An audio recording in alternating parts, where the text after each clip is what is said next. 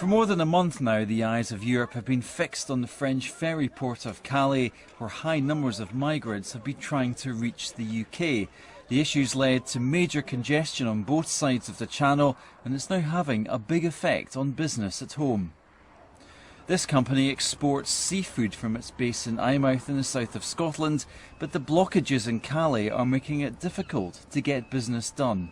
The whole credibility that's been built up over a lot of years of, good Scottish products, having a very reliable name, having very good logistic links and getting very, very good product to the end user is now in jeopardy. And it's a global market now, and we're very, very concerned, and the evidence is there already that they're replacing our product with other products. That's prompted calls for the UK government to do more. The stories I was hearing from many of the Scottish exporters are pretty horrific. 80% reduction in orders for some live shellfish exports, other orders being cancelled, customers been lost, confidence been built up in the European market over many years has been lost. So this is a really serious situation for the Scottish industry, and the UK authorities have to absolutely prioritise perishable goods going through the lanes in the terminals and the Channel Tunnel. But the UK government's issues go far beyond the economy. Amid events in France, Conservative ministers today said landlords would be expected to evict tenants who lose the right to live in the UK. That measure will only apply in England, but it will form part of wider legislation aiming to tackle illegal immigration. But there are concerns about how the UK government is going forward. We can't become Bunker Britain because it won't work for a start, and we need to work more creatively and cooperatively across the EU. The main problem is that the last few UK governments have adopted approaches to immigration which is about a one-size-fits-all. That's designed really to meet the different needs of the southeast of England. Whereas in Scotland, successive Scottish governments have recognised that Scotland's needs are different, and we actually need more people to come to Scotland through the various immigration routes. But having this one-size-fits-all approach, it doesn't meet the needs of Scotland, nor does it meet some of the needs of some of the other regions of England. But UK ministers say they have to act. We do want to send a message to people who I think have been misled by some of the people traffickers around the world who are being abused by the people. Sometimes they pay large sums of money to come to this country. They need to know that there is no ability to work without a proper permit, and you're not allowed to rent a property unless you're entitled to be here.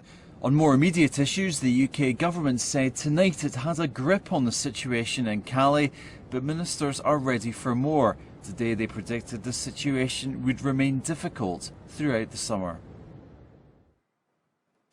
Well, to discuss the migrant crisis, we did ask the Home Office, the Foreign Office, the UK Conservatives and the Scottish Conservatives for someone to come on the programme tonight, but they all said that no one was available. But joining me now, we do have the SNP spokesperson on immigration, asylum and border control, Stuart MacDonald. And from London, we've got David Coburn, who is Scotland's UKIP MEP. Thank you both for joining us tonight, gentlemen. Stuart MacDonald first. So the UK government say they have got a grip on the migrant crisis, was the quote from the Foreign Secretary today. Do you think they have? Well, time will tell, but the problem that they have in terms of credibility is that they've told us this several times. They told us this last September when the Home Secretary made an announcement, a joint announcement with the French government that measures have been taken at Calais. She made an emergency statement to the Commons barely 6 weeks ago, and when the Immigration Minister came to the Home Affairs Select Committee just a couple of weeks ago, again, we were told that everything is under control, or will be under control very soon. So their track record doesn't bode well, but we have to wait and see. David Coburn, do you believe the UK government when they say they've got a grip on the migrant crisis? Of course not. The whole thing's completely out of control. The only way we can deal with this is to leave the European Union. I mean, the idea of actually banging up in Wormwood Scrubs or Barlinnie, honest landlords who are just trying to rent out their properties, seems utterly ludicrous. It's not an answer to the problem. We need to stop people coming into the country, not because I've got anything against the immigrants. They're hard-working people, I'm sure, and they want to work hard. But the problem is we have unemployed here people ourselves, especially in Scotland. I've had this nonsense before, but someone saying, oh, we need lots of immigrants in Scotland. We do not. We have unemployed people in Scotland, and all that will do is push up rents, and it will also depress wages, and we have a health service which is under pressure. So what on it's all earth does nonsense. this have to do with us being members of the European Union, though? Because these aren't Everything. people coming We from cannot other stop EU countries. These are people coming from Africa and the Middle East. Yeah, exactly. But we cannot stop people coming into Britain from France if they're European citizens. The French could quite easily. But these are not European citizens.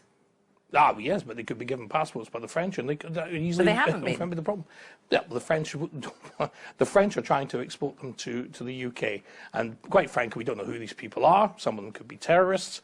It's all started looking a bit organised. They're storming the ferry terminals. This must stop. Scottish industry has been badly affected by this, as you said earlier in your piece. A lot of people in the fish business are being seriously hampered by that, and the Fish Committee in the European Parliament. So, this is something that concerns a lot of our people in Scotland. It's got to stop. Stuart MacDonald, what else could the government do in order to try and sort this crisis out? Well, what we have to recognise first and foremost is, contrary to what David's been saying there, is that we're dealing with first and foremost a humanitarian problem, a refugee crisis. We know, and the Immigration Minister has confirmed, that the most common nationalities at Calais amongst the people there include, for example, Syrians, Sudanese, Eritreans. So these are all countries with at war or serious human rights abuses. And we know that if these people were in the United Kingdom, around 50% to 100% in the case of Syria would be successful with their asylum application. So we need to see it in that light. So first and foremost, yes, the UK government has to take steps to secure Calais so that people aren't putting themselves at danger, and we can get the services up and running again. But in the longer term, what we need to do is see the French government, the United Kingdom government, and indeed EU governments all together, knocking heads together and coming to a much bigger solution about how we deal with refugees and asylum seekers that are coming here from across the Mediterranean. David Coburn, do you accept that in cases where there are genuine asylum seekers, people who are fleeing conflict and persecution, that some of them do have a right to come and reside here in the UK, that we have a moral duty to take them? We have a moral duty to people who are seeking asylum, but they're landed in France, they've landed in Italy first, more or less, and quite frankly, they should be seeking asylum there. The reason the majority of people want to come over to the United Kingdom is because in France it's a system whereby you pay in, you get money out, whereas in the UK it's according to need. And that's why they're so desperate to get into the UK, and also because our economy is thriving, whereas all the European economies with the euro are in tragic situations. Well, that's not quite the case, because actually French benefits from asylum seekers are more generous than British ones. Germany has had more than 10 times the number of asylum applications that the UK has over the last year. It's not as though the UK actually is a magnet for this. They're coming here because our system is easier for them. It's very difficult to get social security in France if you're a migrant. Coming to the UK, it's very easy, and of course that's what attracts people. But we have our own problems here. It will suppress wages for the ordinary British man and woman who are working. It's all very nice for the upper middle classes who can have cheaper nannies or whatever. But it's not good for people who have to compete in the ordinary working man and woman. It suppresses their wages and it puts up their rents. And at the same time, it's put stress on our health service. I mean, everybody knows this. It's pure common sense. The reason the SNP are so keen on all this stuff is because they're madly keen on the European Union. They're desperately keen to stay in it. They are the party of the European Union. They're a party of big state apparatus. They claim they're some sort of revolutionary anti-status group, but nothing of the sort. They are establishment and they are pro-Europe. If they were properly keen on Scotland or Scottish patriots, they wouldn't want this stress to be put on the Scottish economy. OK, well, let's get Stuart MacDonald to respond to that. It's hard to know where to begin, but back in the real world, first and foremost, you're quite right to point out that it's not the majority of people who are wanting to come to the United Kingdom. In the grand scheme of things, it's a very small number. It's 3,000 to 5,000 out of 150,000 that have made it across the Mediterranean this year alone. They are refugees. They are coming here. They are refugees. Nobody knows how many people are coming over. You can't say that. It's absolute nonsense. Some of them are refugees. It's yet to be determined who are refugees and who are economic migrants. But many people are economic migrants, and that's just a fact of life.